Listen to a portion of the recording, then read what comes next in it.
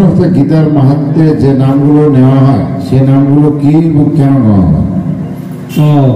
গীতার মাহাত্ম্যে যে নামগুলো নেওয়া হয়েছে, যেমন গঙ্গা, গীতা, সাবিত্রী, সীতা, সত্তা, পতিব্রতা, পূর্ণমলী, পূর্ণজ্যোতি, সঙ্গমূর্তি, অধমতা, সীতানন্দা, ভবানী, ভ্রান্তিনাশনী, বিদত্রী, পরানন্দা, তত্ত্ব জ্ঞান মঞ্জুরি।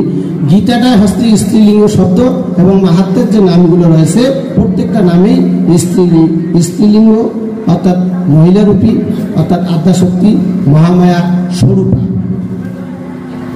আদ্যাশক্তি, মহামায়া স্বরূপা। এই কারণে সাধন শুরু করতে গেলে মায়ের কাছ থেকেই সাধনটা শুরু করা লাগে।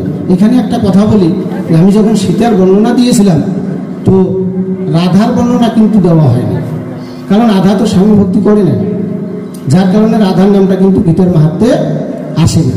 সুতরাং যে সমস্ত নাম গীতার মাহাত্ম্যে এসেছে সেই সমস্ত স্ত্রীলিঙ্গ শব্দগুলো ব্রহ্মস্বরূপিণী এবং তারা সকলেই সতী ছিল।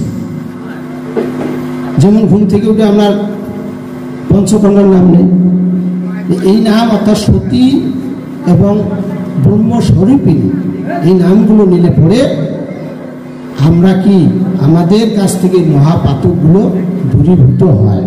যেমন ধরেন রাবণের যুদ্ধ হলো, তো রাবণের যুদ্ধ যখন হলো রামচন্দ্র রাবণকে বধ করলো, কিন্তু কার শক্তিতে বধ করলো? কার শক্তিতে বধ করলো? সমুদ্রের পাড়ে শিবলিঙ্গ স্থাপন করে সেখান থেকে শিবের বর নিল। আবার যখন যুদ্ধক্ষেত্রে ওখানে গিয়ে কি করলো?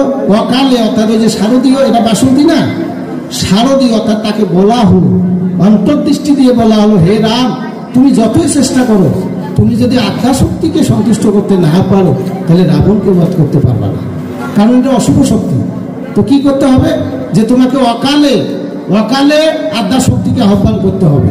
এটা যদি তুমি পারো তাহলে রাবণকে বধ করতে পারবা।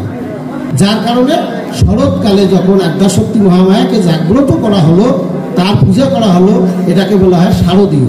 এই জন্য অশুভ শক্তিকে আমাদের দেহ থেকে, আমাদের মন থেকে, আমাদের পরিবার থেকে, আমাদের সমাজ থেকে অশুভ শক্তিকে, অন্যায়কে দূরীভূত করার জন্য আমরা এই আদ্যাশক্তির ব্রহ্মময়ী নামগুলো নিয়ে থাকি।